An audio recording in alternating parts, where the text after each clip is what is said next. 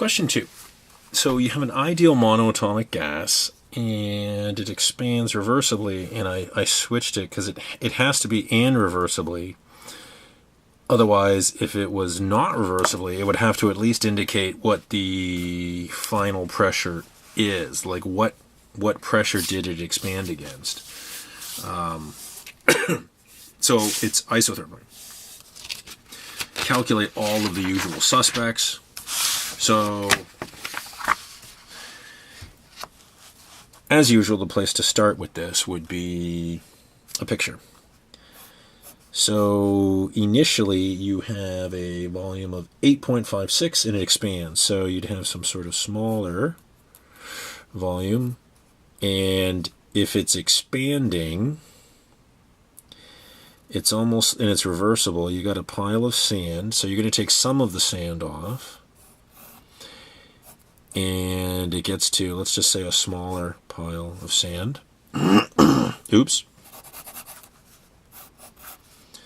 It's got to be higher volume, right? Small pile of sand. So let's say this is 8.56 liters, and this volume is 13.57. You've got 3.74 moles. Ideal monoatomic, and the temperature, which is constant, is 290 Kelvin. Okay. So where do we start? I have no idea if we're going to need the pressures. So, just for the heck of it, part of me is thinking this would be V1 and this would be V2.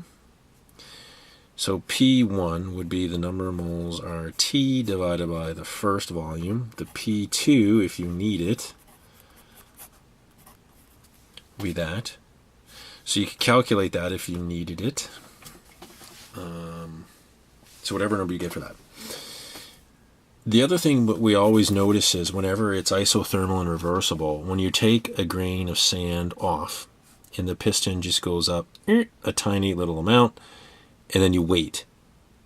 Because anytime a gas, ideal or real, ideal for sure, as soon as you let it expand against a pressure, it's done a little bit of work, so it's lost energy as work. It did work on the surroundings. So if you're a system and you've lost some energy because you did work, and if you're an ideal gas, the only type of energy you have is kinetic, so therefore the temperature has to drop. So when you take the grain of sand off, this expands ever so slightly. The temperature of it will start to drop a little bit. So then you wait for heat to come in from the surroundings to restore the temperature back to where it was. Isothermal and reversible, we know that whatever work it did has to be supplied by heat. So the work is going to be equal to the negative amount, or you could have said the heat will be the negative of the work it did. Either way, it's the same statement. So we know that much. This is true, isothermal reversible. And if it's isothermal reversible, can we calculate work? And we both know that the fundamental definition of work is this. And we know that the external pressure is essentially always equal to the gas pressure throughout the whole process. And if it's an ideal gas, pressure equals this. So I can put that in place of that.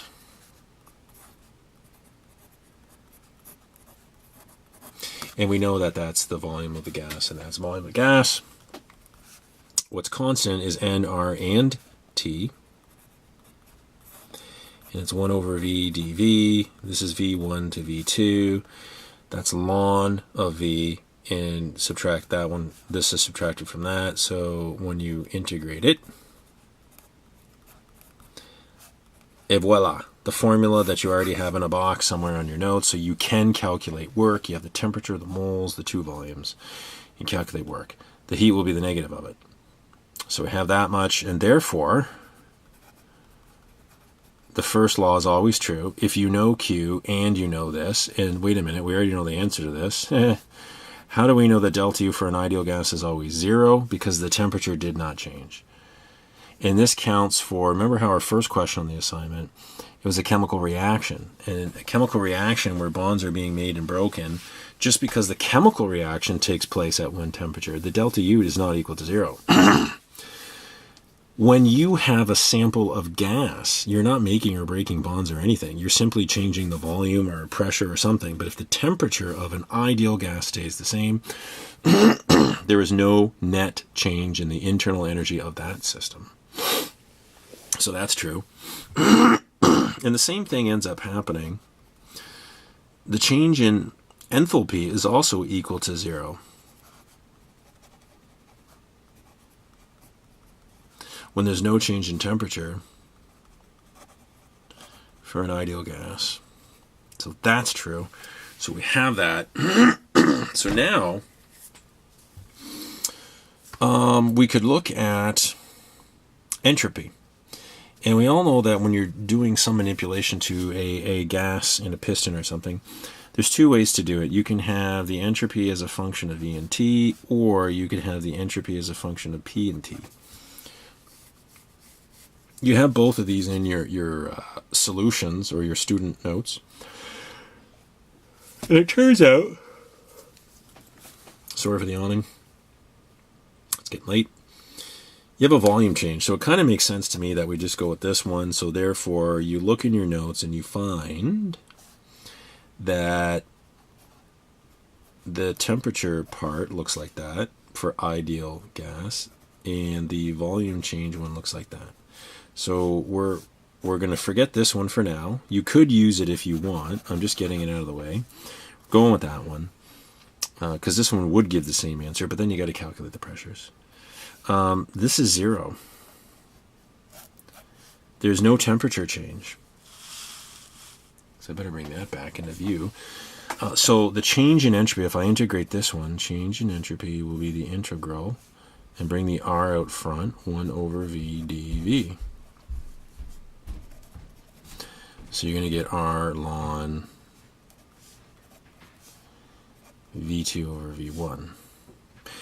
And if you have number of moles, you simply multiply this. So whenever you have the number of moles given, that'll just appear. You multiply it in. This one would give you an answer on a units of entropy per mole basis. If you multiply this by n, you get your final answer where it's just entropy units, because you know the number of moles. So this is the one you would use, and as I'm looking at this, this looks good. And it turns out, same thing that we just did in question 1, because the temperature is constant. That's true. Because temperature is constant. Man, I'm just getting tired.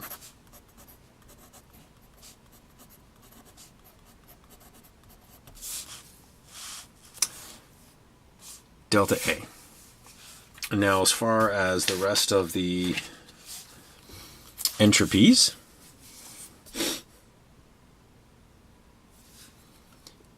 the change in entropy of the surroundings will be the negative of the actual heat